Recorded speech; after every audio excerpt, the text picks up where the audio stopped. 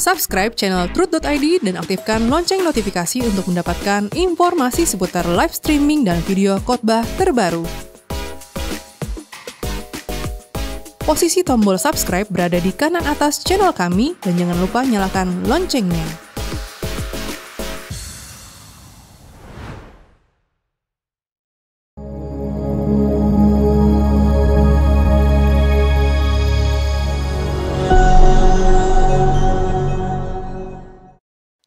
Shalom Bapak Ibu Saudara yang diberkati Tuhan. Kembali kita berjumpa dalam ibadah tengah minggu kita pada hari ini. Kita siapkan hati dan pikiran kita. Kita mau masuk dalam hadirat Tuhan. Sama-sama kita mau berdoa. Terima kasih untuk kesempatan ini Tuhan.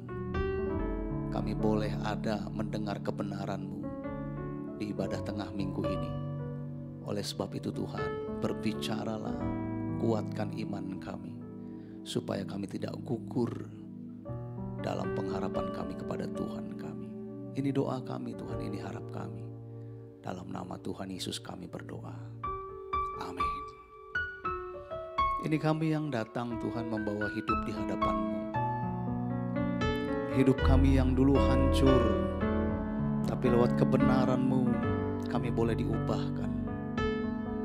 Berbicaralah Tuhan. Mari katakan di hadapan Tuhan saat ini. Hidupku dulu bagai bejana, nyata telah hancur, tiada berarti lagi kehidupanku. Gelap gulita tiada menentu. Tangan-Mu mengangkat aku, namun tangan-Mu mengangkat aku, membentukku lagi jadi bejana baru. Masa depanku indah terancang dalam tangan-Mu. Selamanya ku ingat kebaikan-Mu yang telah Kau berikan pada diriku. Sekarang apa ku buat bagi-Mu Tuhan, sampai akhir hayatku dengan segenap hatiku melayani-Mu. Ini harap kami, ini sembah kami, ini iman kami di hadapan-Mu Tuhan. Hidupku dulu bagai bejana, nyata telah hancur, tiada berarti lagi kehidupanku. Gelap gulita tiada menentu, namun tangan-Mu mengangkat aku, membentukku lagi jadi bejana baru. Masa depanku indah terancang dalam tangan-Mu. Selamanya ku ingat kebaikan-Mu yang telah Kau berikan pada diriku. Sekarang apa ku buat bagimu Tuhan, sampai akhir hayatku dengan segenap hatiku melayani. Selamanya ku ingat, selamanya ku ingat kebaikan-Mu yang telah Kau berikan pada diriku.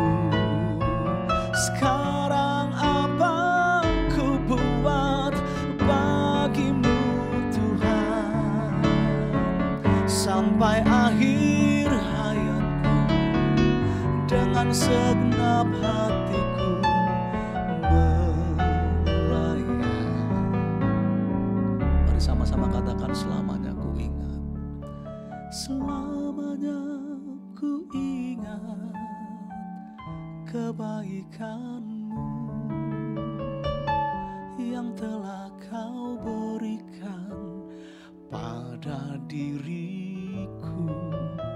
Sekarang apa ku buat bagimu Tuhan, sampai akhir hayatku dengan segenap hatiku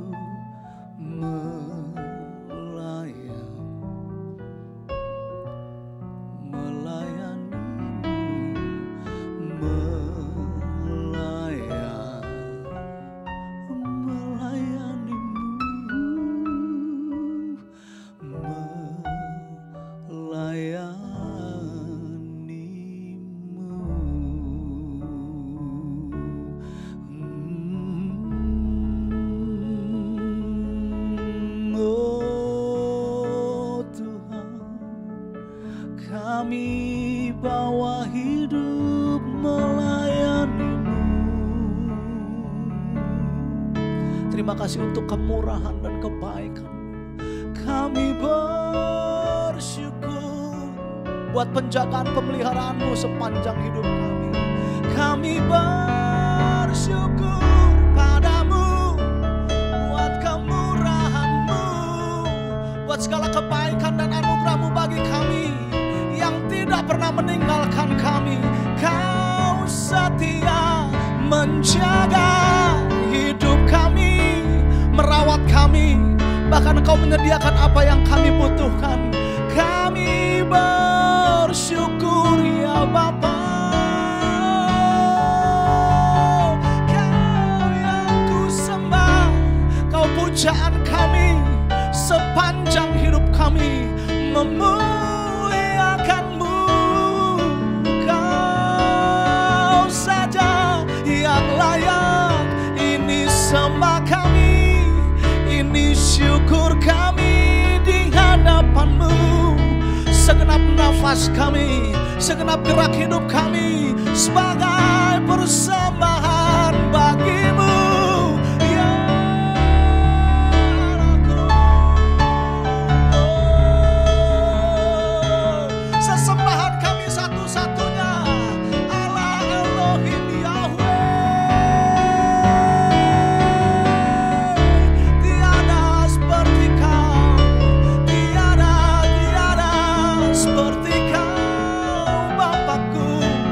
Mempedulikan kami, yang tidak pernah tinggalkan kami.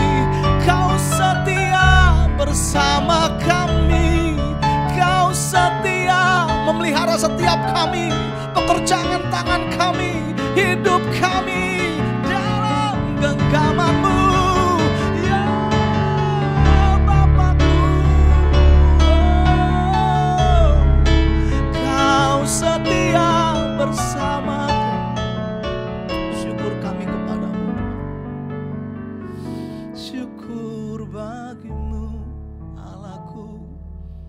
Hanya kepadamu kami serahkan sisa waktu hidup kami. Allah yang tidak pernah tinggalkan kami. Ini kami Tuhan. Ini kami. Tubuh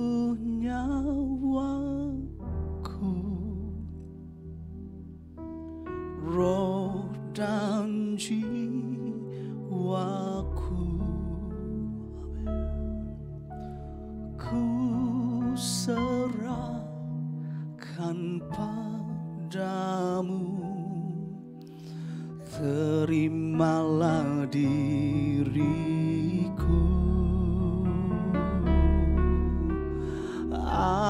Aku berserah, aku berserah,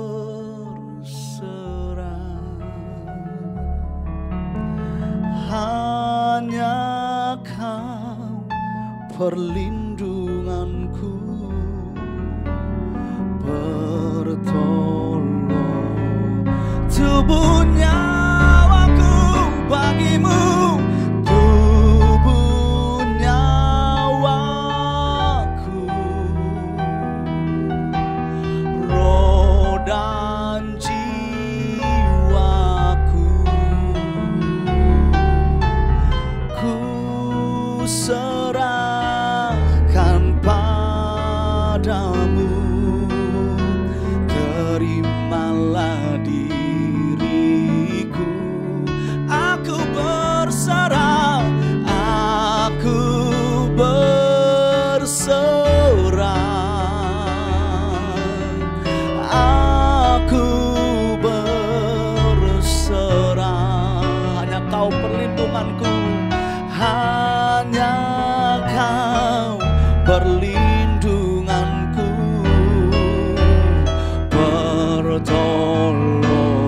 Mari pandang Tuhan, katakan tubuh nyawaku, tubuh nyawaku, roh dan jiwaku, ku serahkan padamu, terimalah diriku. Aku berserah, aku berserah, hanya Kau perlindunganku, bertolong. Aku berserah padamu, aku berserah, aku berserah, aku berserah, hanya Kau perlindunganku, bertolong. Sekali lagi katakan, aku berserah, aku berserah, aku berserah, hanya Kau perlindunganku,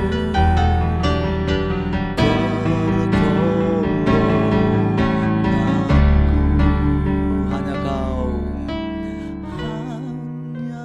Kau perlindunganku, pertolonganku.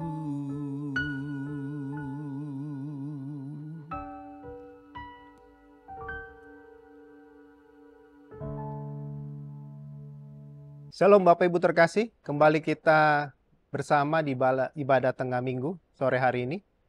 Kita akan membahas tentang berkenan. Sebelum kita mengulik lebih lanjut tentang kebenaran firman Tuhan, mari kita bersatu dalam doa. Mari kita berdoa. Bapa, kami bersyukur buat segala kebaikan-Mu bagi kami.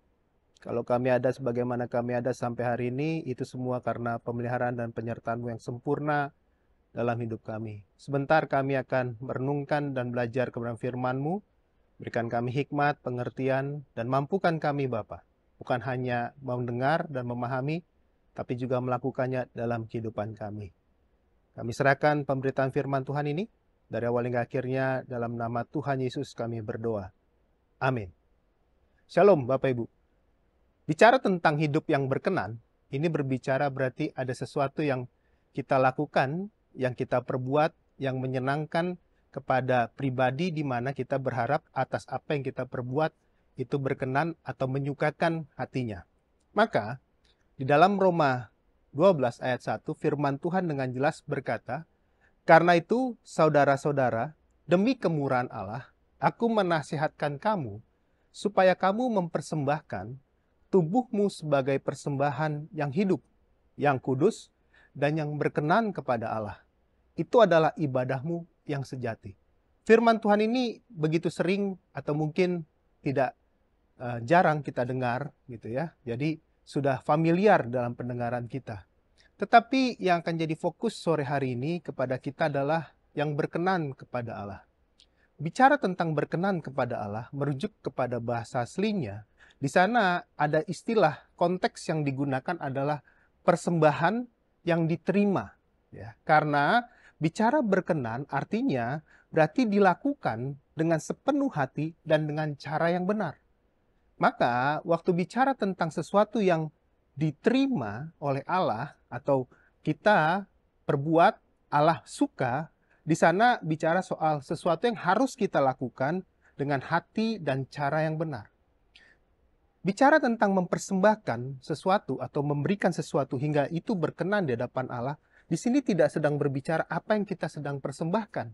Tetapi sini sedang berbicara tentang bagaimana kita, waktu kita melakukan segala sesuatu, pemberian kita, persembahan kita kepada Allah, itu merupakan perbuatan yang Allah suka. Dan ingat, Allah tidak melihat apa yang dilihat oleh manusia semata, tetapi Allah melihat jauh ke dalam. Ini berbicara tentang apa yang mendasari kita, atau apa yang membuat kita melakukan itu, dan bagaimana kondisi kita waktu kita melakukan itu. Apakah sesuatu itu yang kita lakukan itu adalah sesuatu yang sepenuh hati atau sungguh-sungguh lahir dari hati kita, keinginan kita yang paling dalam, dan waktu kita melakukannya itu adalah sesuatu yang benar di hadapan Allah. Nanti Bapak Ibu boleh lihat dalam Imamat 1 ayat sampai dengan yang ke-7, di sana berbicara tentang semua pengorbanan, ya, korban. Lalu Allah sudah menjelaskan waktu kita ingin memberikan pengorbanan atau korban kepada Allah, di sana selalu dimulai dengan sesuatu yang harus kita persembahkan yang benar, yang sungguh, yang murni. Ya. Nah, juga waktu ini berbicara tentang berkenan di hadapan Allah, kepada Allah, bicara dalam konteks perjanjian baru, di sana ini bicara sekali lagi bukan hanya sekedar ritual, tetapi ini berbicara tentang totalitas atau keseluruhan hidup kita di dalam kasih, ketaatan, dan kekudusan. Ada 3 poin di sana dalam perjanjian baru bicara tentang berkenan di hadapan Allah. Yaitu bicara tentang bagaimana kasih kita, bagaimana ketaatan kita, dan bagaimana hidup kita dalam kekudusan di hadapan Allah. Karena sejatinya Allah sudah menjelaskan. Waktu kita ingin mempersembahkan, kepada firman Tuhan sudah menjelaskan kepada kita di dalam perjanjian baru. Waktu kita ingin mempersembahkan sesuatu dan kita ingat ada sesuatu yang masih ganjel dengan saudara kita, maka hendaknya persembahan itu kita tunda dulu, lalu kita menemui saudara kita atau orang yang masih merasa ganjel dengan kita bereskan, lalu kita melanjutkan pemberian persembahan kita. Jadi ini bicara tentang bagaimana kondisi kita dengan sesama kita. Penuhkah kita dengan kasih? Penuhkah kita dengan ketaatan kita melakukan kebenaran firman Tuhan?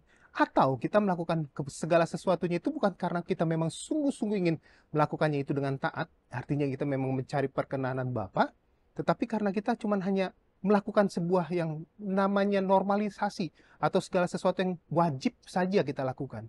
Karena bicara ketaatan, ini juga berbicara tentang bagaimana kekudusan. Nah, kekudusan ini bicara soal ketaatan. Kenapa, Pak? Kok ketaatan itu bicara soal kekudusan? Karena tanpa kekudusan atau hidup dalam kekudusan, tidak mungkin kita akan melakukan segala sesuatunya dengan taat, dengan sungguh, dengan kerelaan. Jadi, diingatkan di sini bicara tentang berkenan kepada Allah, maka hendaknya kita hidup dalam ketaatan atau kerelaan yang sungguh hingga akhirnya melahirkan kekudusan. Ya, karena ingat, kekudusan lahir waktu kita sungguh-sungguh tahu apa yang memang jadi kewajiban kita, apa yang jadi memang sesuatu yang harusnya lahir dari hati kita yang paling dasar untuk kita lakukan untuk mencari perkenanan kepada Allah. Nah, lalu kita beranjak lebih jauh. Bicara tadi tentang berkenan kepada Allah, maka di sana ada beberapa poin yang bisa digali lebih. Yaitu yang pertama pastinya, kalau diingatkan di dalam Yesaya 1 ayat 11 sampai dengan 17, nanti Bapak Ibu boleh baca dengan sungguh lebih lanjut di sana. Di sana diingatkan bahwa Allah sangat menyukai atau lebih menyukai sesuatu yang sifatnya tulus, ya, daripada tindakan yang sifatnya hanya lahiriah. Jadi sesuatu yang tulus ini bicara tentang bahwa apa yang kita lakukan itu sebuah kesadaran, kerelaan, kesepenuhhatian untuk kita melakukannya karena memang kita suka. Ada satu dorongan kesukaan, keinginan yang lebih untuk kita melakukan itu. Dan untuk yang kita lakukan, orang yang menerima atas apa yang kita perbuat, dia menjadi suka, dia menjadi senang, dia menerima, dia berkenan untuk menerima apa yang sudah kita lakukan tadi. Nah, bicara tentang berkenan kepada Allah, maka ini berbicara tentang upaya kita yang secara sungguh tulus, ya, dengan sepenuh hati kita ingin melakukan segala sesuatu biar Allah berkenan, Allah suka, Allah menyukai, Allah menjadi setuju, ya, atau Allah menjadi senang dengan apa yang sudah kita perbuat. Nah, ini tidak mudah kalau kita tidak punya hati yang betul-betul tulus. Maka bicaranya tadi, Allah lebih menyukai segala sesuatu yang sifatnya tulus daripada yang hanya sifatnya ritual semata. Ya. Jadi sesuatu yang sifatnya hanya lahiriah ritual, tetapi tanpa didasari ketulusan, Allah sangat mengerti. Manusia bisa kita tipu, manusia bisa kita kelabui dengan tindakan perbuatan kita yang seolah-olah manis di luar. Tetapi Allah tidak suka dengan hal itu dan dia tidak akan bisa tertipu atau dikelabui dengan sifatnya yang hanya lahiriah. Dia melihat kita jauh ke dalam. Bukan hanya pikiran kita, bukan hanya atas senyum yang kita buat, tetapi dia melihat sampai yang paling dasar, yaitu apa yang mendasari dari tindakan yang kita perbuat. Ingat Bapak Ibu, bukan apa yang kita beri, bukan apa yang memang kita buat, tindakan yang kita lakukan, tetapi yang Allah lihat, apa yang mendasari atas tindakan yang kita perbuat. Dan Allah menyukai itu. Nah, bicara itu, maka kita nggak mungkin bisa punya hati yang tulus, hati yang rela, yang sungguh-sungguh memang kita memberi dan mau melakukan segala sesuatu yang baik yang Allah suka atasnya, berkenan atasnya. Tanpa kita melakukan segala sesuatu yang namanya menyerahkan seluruh hidup, bukan hanya ya, bagian-bagian tertentu, tetapi totalitas. Maka menyerahkan seluruh hidup, ini berbicara tentang berserah. Berserah penuh. Berserah bukan artinya kita jadi pasrah, pasif. Atau kita cuma jadi hanya penonton dan menunggu, bukan. Tetapi berserah di sini adalah sebuah tindakan aktif yang kita pilih secara sadar, yaitu hanya melakukan sesuatu yang memang Allah benar-benar suka atau Allah benar-benar menyukai. Maka tidak bisa kita menjadi pribadi yang mengutamakan ketulusan tadi hingga Allah akhirnya jadi berkenan dan menyukai tanpa kita tadi berserah penuh. Jadi tidak ada lagi tindakan atau keinginan yang lain yang kita perbuat selain yang memang Allah benar-benar suka. Ini bukan sesuatu yang mudah, tetapi ini sebuah keharusan dan satu-satunya pilihan yang bisa kita perbuat atau kita lakukan. Karena tanpa keserahan, berserah penuh untuk melakukan yang memang Allah benar-benar suka, itu tidak mungkin. Ya. Jadi akhirnya apapun yang kita perbuat, Allah suka. Kita berpikir dengan mungkin kita memberikan persembahan kepada gereja, mendukung pelayanan gereja, Allah suka. Ya, itu baik. Itu tindakan yang baik. Tapi apakah Allah berkenan dan menyukainya? Belum tentu. Karena Allah akan melihat bukan atas apa yang kita berikan, tetapi dia lihat apa yang memotivasi di dasar. Kalau dasarnya kita memberi biar kita dilihat orang lebih hebat, ada bahasa yang lain mengatakan bangar. Wow, biar kelihatan hebat, gagah, wow, jago, oh kaya, oh banyak dia duitnya. Allah tidak suka. Karena dasarnya bukan Allah yang butuh, kita yang butuh. Bukan Allah yang harus untuk bisa pelayanan ini punya Tuhan lalu kita harus beri gitu ya, biar kelihatan hebat. Nah. Dia tidak butuh dengan segala sesuatu yang sifatnya physically. Karena dia bisa buat apapun. Firman Tuhan bahkan katakan dia bisa bikin batu untuk menyembah.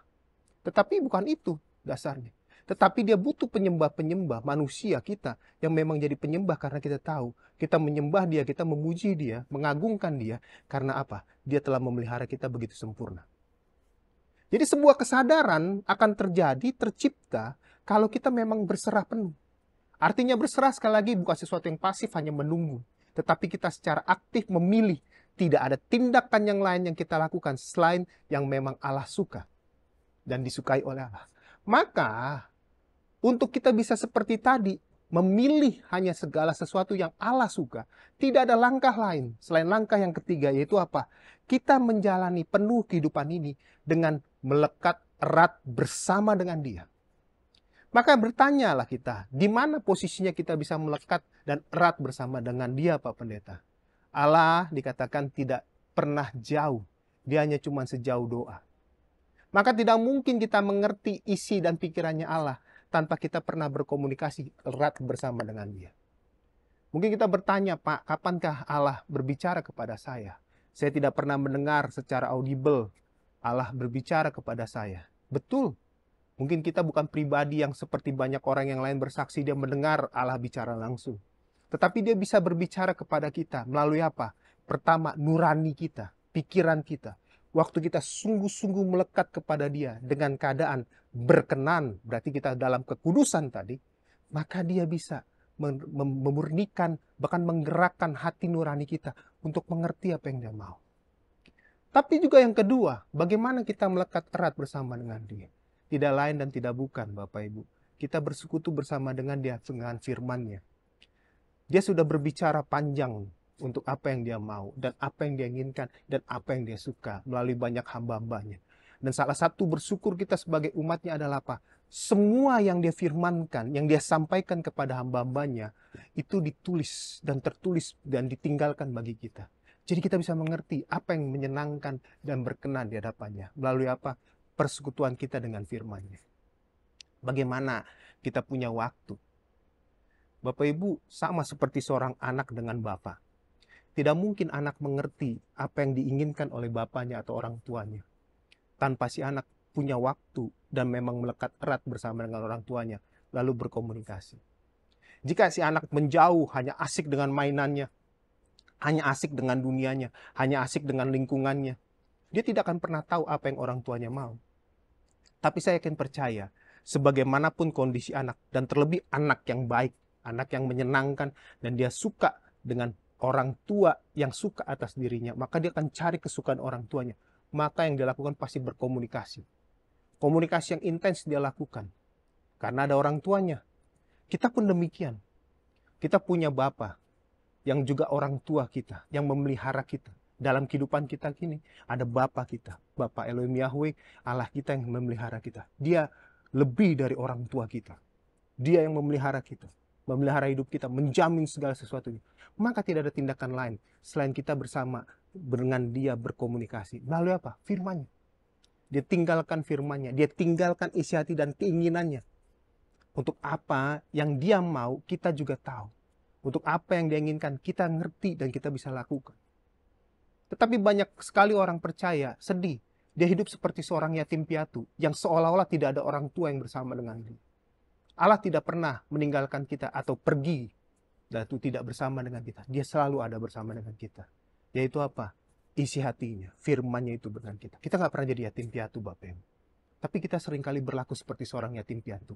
Yang kita nggak ngerti siapa orang tua kita, bapak, ibu kita. Padahal Dia selalu bersama dengan kita. Firman-Nya ada. Maka saya mengingatkan kita, Bapak Ibu, untuk kita bisa punya hati yang murni, hati yang berkenan dan menyenangkan di hadapan Bapa kita. Tidak bisa tindakan lain yang tidak kita buat. Yaitu apa? Kita bersekutu bersama dengan Dia, dengan firman-Nya. Baca firman Tuhan, Bapak Ibu. Sesibuk apapun kau, sesulit apapun keadaanmu, atau setegang apapun hari-hari perjalanan harimu itu, pastikan kau berkomunikasi dengan Dia. Nah, kalau kita sudah melekat menjalani hidup dengan kesadaran penuh apa yang Bapa inginkan, pasti Bapak Ibu, hal yang keempat itu terjadi dalam kehidupan kita. Kita jadi pribadi yang bertumbuh dalam kekudusan dan kasih. Setelah kita mengerti isi hatinya, kita lakukan itu dalam keseharian kita. Dengan hati yang sungguh tulus, yang murni memang kita cuma mau menyenangkan hatinya. Maka kita akan jadi pribadi yang bisa bertumbuh dalam kekudusan. Bapak Ibu, hidup dalam kekudusan bukan artinya kita jadi orang asing, orang aneh di dunia ini. Hidup dalam kekudusan artinya kita tahu pilihan-pilihan, tindakan-tindakan yang harus kita ambil dan kita putuskan. Waktu kita mau marah dan kita memilih untuk tidak marah karena kita tahu hal itu bisa kita lewati. Bisa saja orang itu menimbulkan marah bukan karena semata inginnya.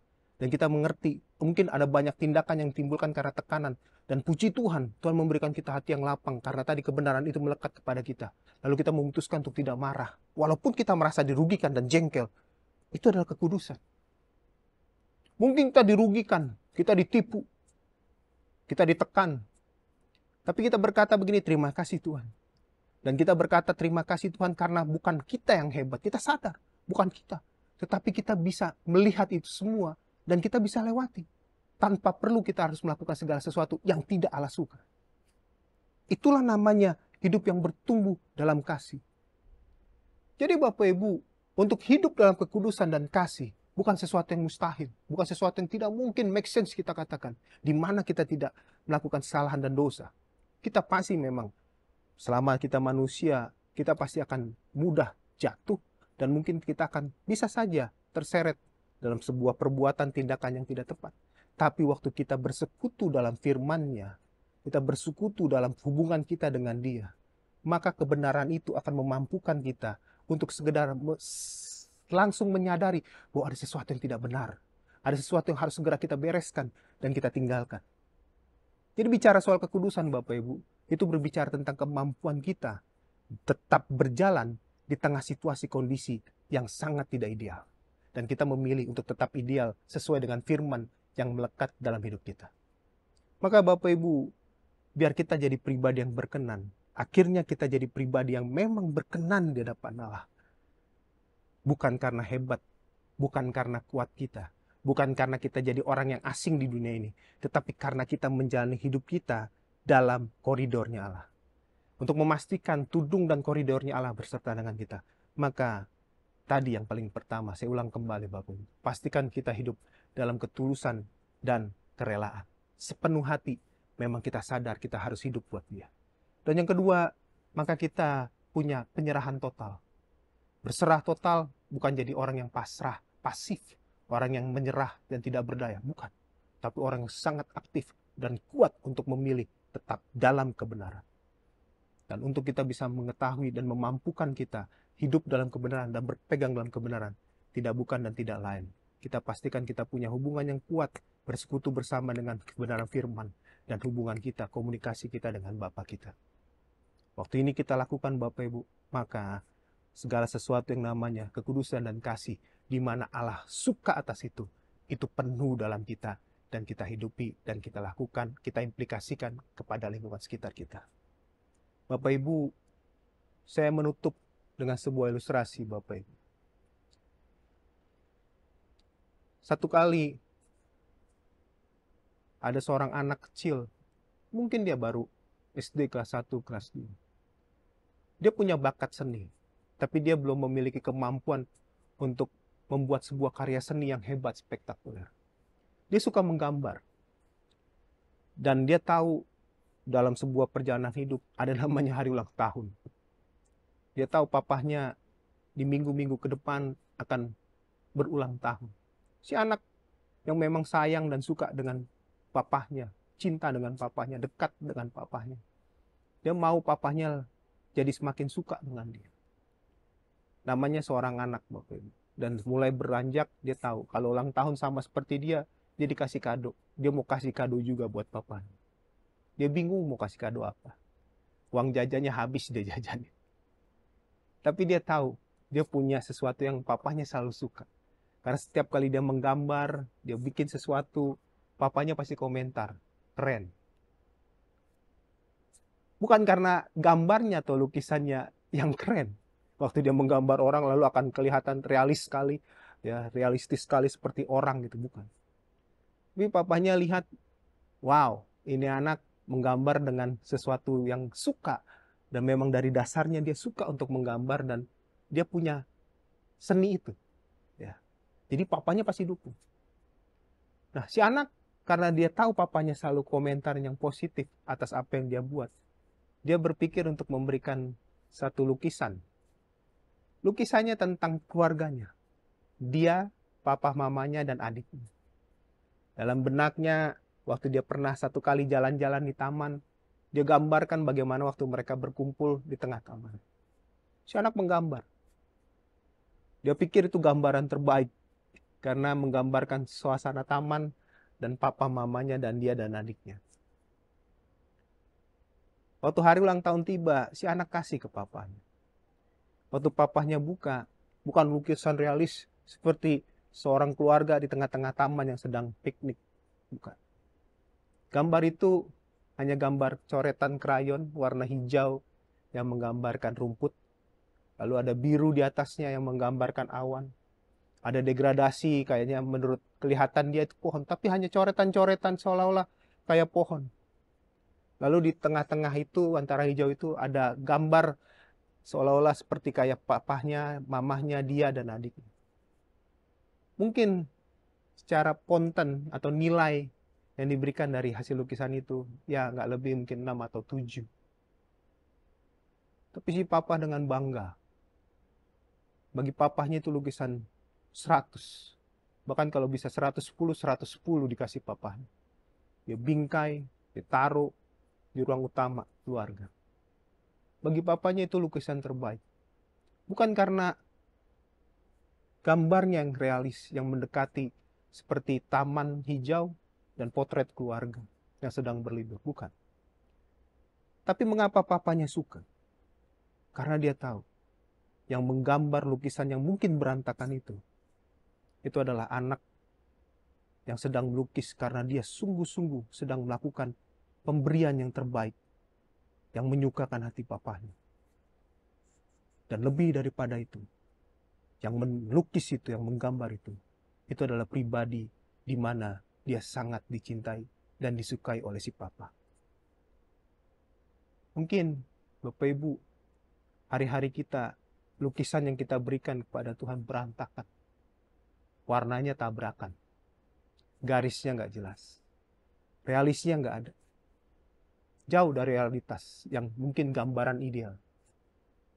Tapi kalau kita gambar itu dan kita lakukan itu, karena itu menyukakan dan dengan tulus kita lakukan, dengan kemampuan yang kita miliki yang terbaik, Allah sangat suka. Dia mungkin akan taruh di bingkai yang terbaik. Dan dia gambar dan dia gantung di tengah ruang kerjanya. Berkenan bukan artinya kita jadi manusia yang sempurna. Berkenan artinya kita menyukai dan disukai oleh pribadi di mana kita berupaya kita jadi berkenan. Sore hari ini saya mendorong kita Bapak Ibu. Tidak perlu harus berupaya mati-matian untuk jadi pribadi yang sempurna. Perfect. Bukan. Bukan itu. Perfect. Sempurna. Itu pasti jadi. Waktu prosesnya terus kita jalani. Yang utama adalah ketulusan kita. Kerelaan kita dengan sungguh. Memang kita mau mencari apa yang Allah suka dan disukai Allah. Dan kita menghidupinya sesuai dengan keinginan isi hatinya. Dan kita lakukan dengan ketaatan penuh. Hingga akhirnya kekudusan dan kasih Allah itu penuh di atas kita. Jadi Bapak Ibu sore hari ini pastikan kita jadi pribadi yang berkenan di hadapan Allah. Dan kita menyenangkan hati Allah. Tuhan berkati. Mari kita berdoa. Bapak terima kasih buat firman-Mu. Pimpin dan tolong kami. Bukan hanya cakap mendengar. Tapi kami cakap melakukannya dalam kehidupan kami. Dalam nama Yesus kami berdoa. Amin. Shalom.